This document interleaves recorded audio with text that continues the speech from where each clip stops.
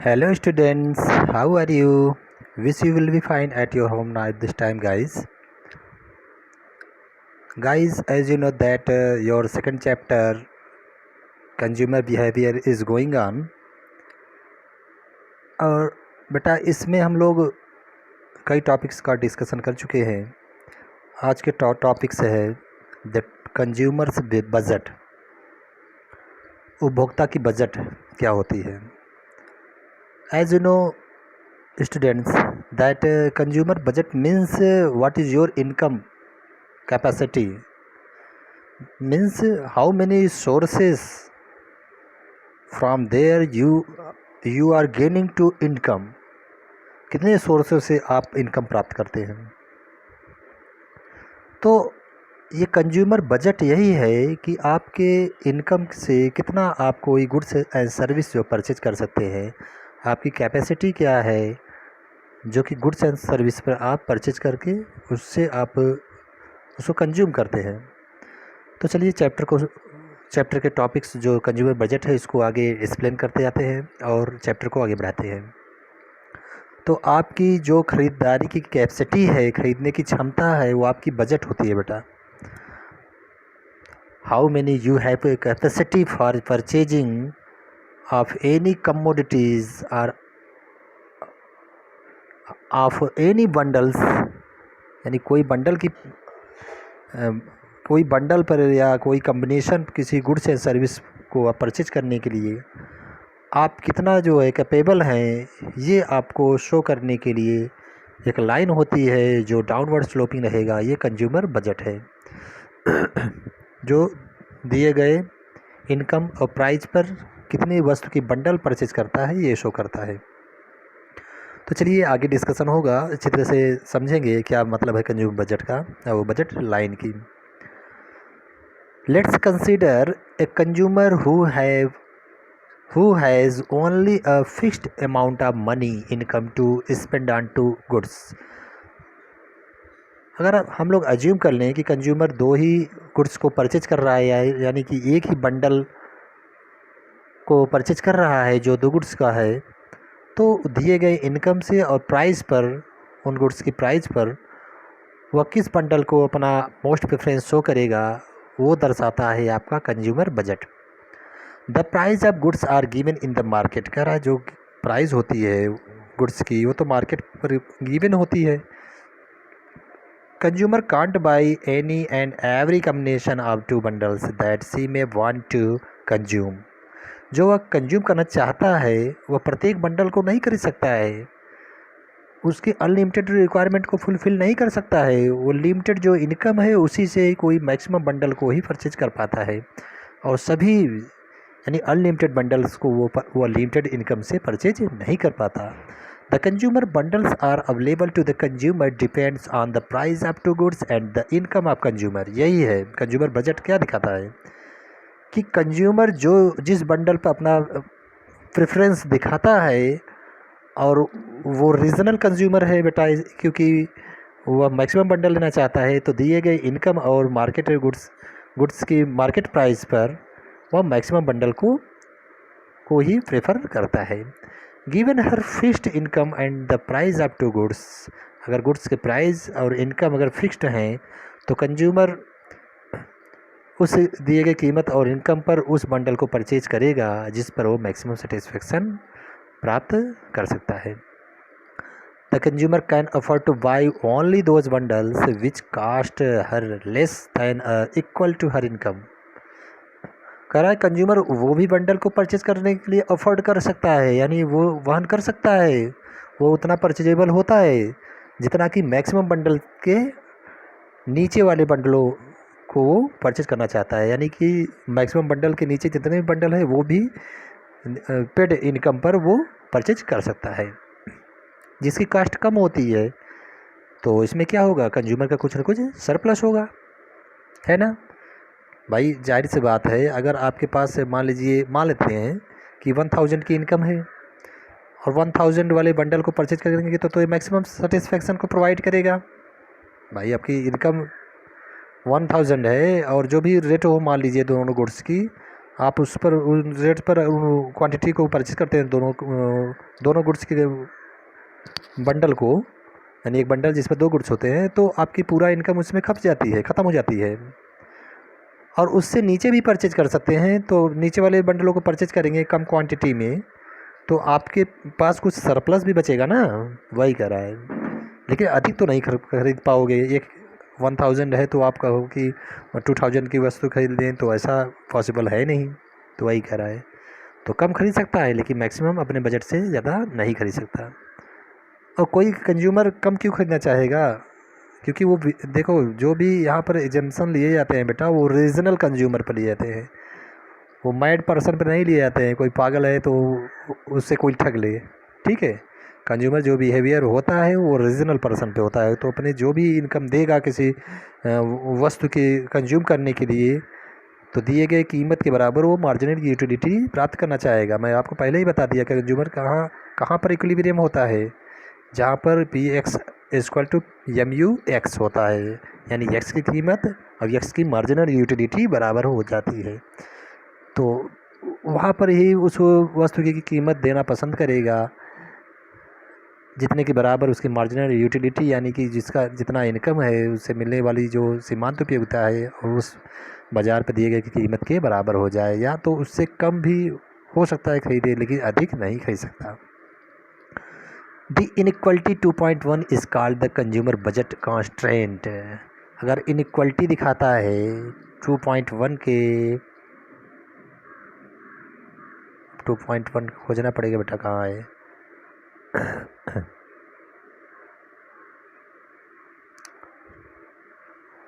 My God, 2.1 ये figure है आपका, total utility and marginal utility. तो द इनइक्वलिटी 2.1, अच्छा ये इक्वेशन का है, कोई बात नहीं। The inequality 2.1 is called the consumers budget constant. देखो, ये जो कॉन्स्टेंट मीन्स प्रतिबंध है, जो एक बाध्यता है कि आपके पास जो इनकम है, कॉन्स्टेंट मीन्स एक आपको बाध्य कर दिया है कि आपके पास इतना ही इनकम है, तो आप इसके बराबर या तो इससे कम ही खरीद सकते हो, इससे मोर कोई भी क्वांटिटी पेड इनकम और पेड प्राइस गुड्स की, उस पर आप मोर यानी इससे इनकम से मोर नहीं खरीद सकते हो। The set of bundles available to the consumer is called the budget set. तो जो भी सेट आपको दिया जाएगा उस बजट लाइन पर, जो गुड्स, उन गुड्सों को, यानी उन वस्तुओं की जो आपको क्वांटिटी शो करता है, यानी बंडल में से आपके 2 गुड्स होते हैं ना, एक वाई एक्सिस पर, एक एक्स एक्सिस पर। तो उन पर अगर बजट लाइन अगर हम ड्रॉ करते हैं, इस पर देख लीजिए, ये मैंगोज की है, ये बनाना की है, तो ये आपका जो डाउनवर्ड लेफ़्ट राइट एक स्ट्रेट लाइन गिरती हुई है, ये आपकी बजट लाइन है, जो कि एक क्या है, कॉन्स्ट्रेंट है, यानी एक प्रतिबंध है या बाध्यता है कि आप इससे ज़्यादा बंडल परचेज नहीं कर सकते, इसके बराबर या इससे कम परचेज कर सकते हो। तो मान लेते हैं कि फिगर 2.1 पर अच्छी तरह समझ लीजिए, क्योंकि यही बजट लाइन का पूरा एनालिसिस है। तो फिगर 2.1 आपका क्या शो करता है? Budget set.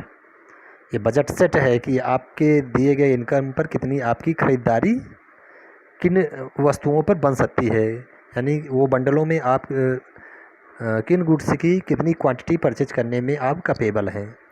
तो मान लीजिए M/P2 और M/P1 जो एक straight line left right downward की तरफ एक स्ट्रेट लाइन गिरती हुई है, ये आपकी क्या है? बजट लाइन है आपकी, मीन्स कंज्यूमर की, जो क्या शो करता है? P1 into P1 into X1 plus P2 into X2 equal to M।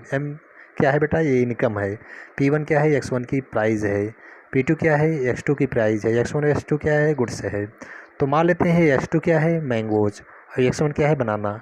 तो बनाना की कीमत और बनाना की क्वांटिटी प्लस मैंगोज की कीमत और मैंगोज की क्वांटिटी इक्वल टू इनकम, यही होता है। दोनों गुड्स की प्राइस से उन वस्तु की क्वांटिटी को मल्टीप्लायर करके दोनों गुड्स को जोड़ लेते हैं, तो आपका क्या शो करता है कि मैक्सिमम जो आप का ये बजट कॉन्स्टेंट है उस पर आप पूरा फुल्ली परचेज करते हुए मैक्सिमम सेटिस्फैक्शन प्राप्त कर रहे हैं। अगर इससे नीचे प्राप्त करते हैं तो लोवेस्ट जो है सेटिस्फैक्शन को प्राप्त हम लोग करते हैं। ठीक है, ये फिगर 2.9 का एनालिसिस।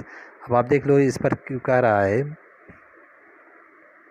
अच्छा, द इनइक्वलिटी जो शो किया गया है इक्वेशन से, वो क्या, उसे क्या कहा जाता है कि यह एक प्रतिबंध है। प्रतिबंध है ना, कि या तो इससे कम खरीद सकते हैं या इसके इक्वल खरीद सकते हैं। किसके? इनकम के जो दिया गया है इसके, या तो भाई हम उतने से कम खरीदेंगे या उतने के ही बराबर खरीद पाएंगे, या उससे अधिक वस्तु परचेज नहीं कर पाएंगे, क्योंकि जो इनकम और प्राइस दिया गया है गुड्स की वो कांस्टेंट है पार्टिकुलर टाइम में। The set of bundle available to the consumer is called the budget set. तो जो भी बंडलों पर हम सेट कंज्यूम करते हैं या उसकी क्वांटिटी लेते हैं, तो दिए गए बजट इनकम पर अगर उसको ड्रा करते हैं तो क्या कहा जाता है? वो बजट सेट कंज्यूमर का कहा जाता है। द बजट सेट इज दस the collection of all bundles that the consumer can buy with her income at the prevailing market price। Consumer के इनकम और प्रिवेलिंग मार्केट प्राइस, जो प्रचलित प्राइस है करंट टाइम के, एक कांस्टेंट है particular time पर, वो बेटा कांस्टेंट होता है शॉर्ट रन में। तो उसमें क्या होता है, कंज्यूमर ये शो करता है कि किस बंडल को परचेज कर रहा है, ये मैक्सिमम बंडल को कर रहा है या मिनिमम यानी कि अंडर सेटिस्फैक्शन वाले बंडल को परचेज करता है। ये आप इस ग्राफ के थ्रू समझ सकते हैं, और इसके इनकम से आप कंपेयर कर सकते हैं कि मैक्सिमम ये इक्वल सेटिस्फैक्शन प्राप्त कर रहा है जो गुड्स की प्राइस दी गई है उन क्वांटिटीज़ को परचेज करते हुए, या लोअरेस्ट सेटिस्फैक्शन वाले बंडल को, नीचे के अंडर बजट वाले बंडलों को परचेज करता है, ये दर्शाता है। तो देख लीजिए इसमें से एग्जांपल दिया गया है, बता रहा है कि एक कंज्यूमर है जिसके पास 20 रुपीज़ है ना, 20 रुपीज़, और मान लीजिए दो बंडल हैं, एक की जो कीमत है वो 5 रुपये है, दूसरे की अच्छा दोनों की कीमत 5 रुपये है। ठीक है, तो इस पर आप देख लीजिए कि कौन से बंडलों को वो मैक्सिमम जो सेटिस्फैक्शन प्राप्त होगा परचेज करेगा। तो जाहिर सी बात है बेटा, 20 रुपीज़ है और 5 रुपीज़ प्राइस है, तो दोनों को 4 बंडल को परचेज कर सकता है। ठीक है, 1 2 3 4, तो 4 बंडलों को परचेज कर सकता है। 04 वाले बंडल को 13, ठीक है, 22 40 या 31। तो ऐसे मतलब कि या तो 4 इकाई पूरे मैंगोज की ही परचेज कर लेगा, या तो फिर बनाना की ही पूरा परचेज कर लेगा, मैंगो की नहीं, एक भी इकाई नहीं करेगा, या 2 इकाई बनाना की 2 मैंगोज की, या हो सकता है 3 इकाई मैंगोज की 1 इकाई बनाना की, या 3 इकाई बनाना की या 1 इकाई मैंगोज की। इसी तरह वो बंडल परचेज करते हुए पूरा अपना वो स्पेंड कर देगा इनकम को। ठीक है, if the both the goods are perfectly divisible, the consumer's budget set would consist of all bundles x1 s2 such that x1 and s2 are any numbers greater than or equal to 0 and p1 x1 plus p2 s2 is greater than income or equal than less than income or equal than income। कह रहा है 2 goods मान लीजिए बनाना और mangoes हैं, अब पूरी तरह से वो डिविजिबल हैं, एक को वस्तु की प्राप्त करने के लिए दूसरे की पूरी इकाई हम उसको सेक्रीफाइस कर सकते हैं, यानी उसके स्थान पर दूसरी कोई चीज़ यूज कर सकते हैं। मान लीजिए सपोज कीजिए डॉक्टर ने सलाह दिया मैंगोज या तो ले लीजिए या तो बनाना, तो आप भले ही बनाना मैंगोज दोनों को आप प्रेफर करते हैं, आप उसको पसंद करते हैं, लेकिन आप अगर ज़्यादा मैंगोज की खाना चाहेंगे तो बनाना की इकाई त्यागेंगे, या बनाना की अधिक पसंद करते हैं तो मैंगोज की त्यागेंगे, है ना। तो क्या है ये परफेक्ट डिविजिबल है। तो consumer's budget set would consist of all bundles x1 s2 such that x1 and s2 are any numbers greater than or equal to 0।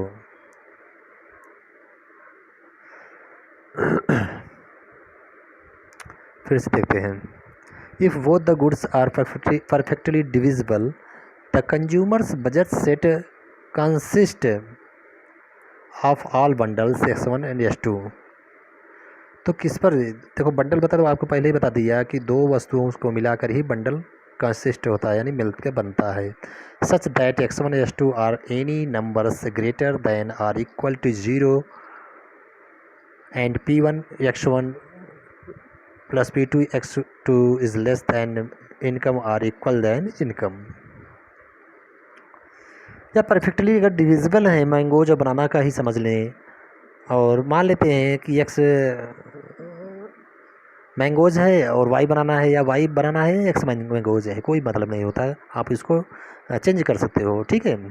If both the goods are perfectly divisible the consumers budget set would constant of all bundles x1 और x2।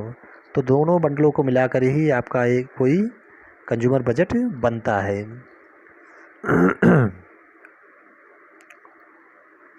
such that x1 x2 are any numbers greater than or equal to 0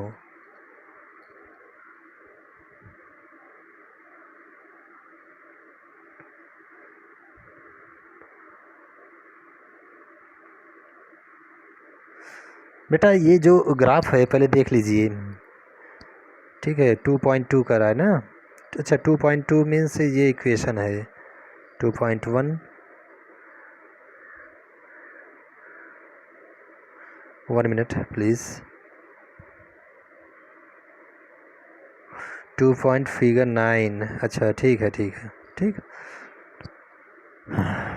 ठीक। If both the goods are perfectly divisible, तो mango जो banana को ही ले लेते हैं example में। The consumers budget set would constant of all bundles, मान लीजिए दोनों को मिला कर मान लेते हैं ना, कभी भी ऐसा भी हो सकता है कि पूरा मैंगोज ही परचेज करे या पूरा अपना इनकम बनाना पे ही परचेज कर ले, तो कोई इसमें बात नहीं। लेकिन यहाँ अज्यूम करते हैं consumers budget set would consist of all bundles, दोनों को मिलाकर बनता है। और मान लीजिए x1 की बनाना है और x2 मैंगोज है, तो क्या है उसमें such that x1 and x2 are any numbers greater than or equal to 0 कराए। सच ऐसे x1 और x2 are any numbers greater than or equal to 0, जो 0 के बराबर हों या उससे अधिक हों। हो सकता है कि पूरा 0 की इकाई मैंगोज यूज कर रहा है, बाकी टोटल आपका उसका अपना इनकम बनाना पे स्पेंड करता है, या 0 इकाई बनाना का पूरा मैंगोज पर। तो ऐसा भी हो सकता है, वही बता रहा है कि हो सकता है दोनों का मिला जुला बंडल हो, यानी कि दोनों ही परचेज करता है, या एक ही वस्तु को पूरा उसी पर पूरा अपना इनकम स्पेंड कर देता हो। तो दोनों भी वो अपना प्रेफरेंस के हिसाब से वो दोनों वस्तु पर, या दोनों को मिलाकर बंडल को यूज करता है, या अपनी पूरी इनकम एक ही वस्तु पर इनकम उसी पर स्पेंड कर देता है। तो P1 x1 plus P2 x2 is less than income और equal than income. The budget set can be represented in the diagram as in figure 2.9।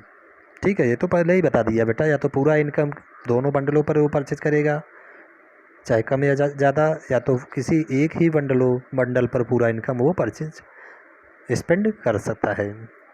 All bundles in the positive quadrant which are on और below the line are included in the budget set.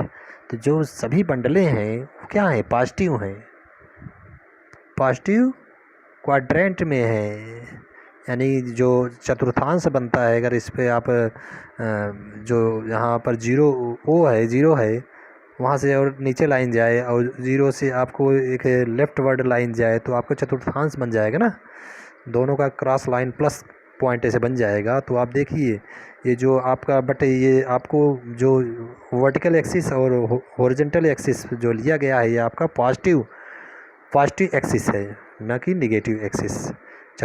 चतुर्थांश means आपको अगर plus की तरह आपको कोई एक draw कर दिया जाए रेखा, तो उसके बाद जो सेंट्रल पॉइंट होगा उसके आप राइट जाएंगे बेटा, तो ये आपका पॉजिटिव होता है, और अपवर्ड जाएंगे वो भी पॉजिटिव होगा। बट आप सेंटर पॉइंट से लेफ़्ट साइड जाएंगे निगेटिव, और सेंटर पॉइंट से डाउनवर्ड जाएंगे तो निगेटिव रहता है।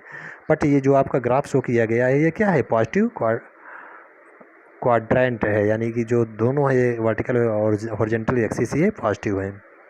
तो all bundles in the positive quadrant which are on or below the line and included in the budget set, जो कि बजट सेट पर हम कोई कंज्यूम अपना बंडल को शो कर सकता है या किसी एक गुड्स को वो परचेज कर सकता है या इस अंडरलाइन पर परचेज कर सकता है, लेकिन वो उसके ऊपर नहीं कर सकता। The equation of the line is P1 x1 plus P2 x2 equal to m। अगर पूरे बंडल अपने पूरा खरीदारी वाला जो ये लाइन है बजट लाइन, इस पर ही पूरा इनकम व्यय करता है दोनों वस्तु खरीदते हुए, तो वह पूरा मैक्सिमम सेटिस्फैक्शन प्राप्त करता है। The line consist of all bundles which cost exactly equal to income.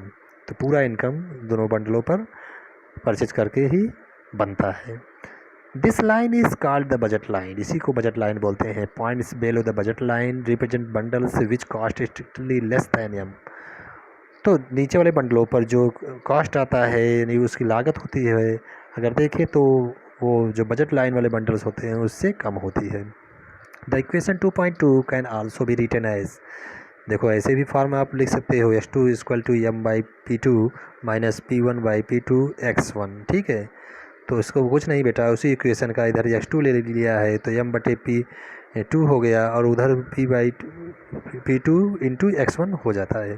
The budget line is a constant budget line is a straight line with horizontal intercept m by P1। ठीक है, budget line जो होता है वो अगर देखें तो horizontal पर वो कहाँ इंटरसेक्ट कर रहा है,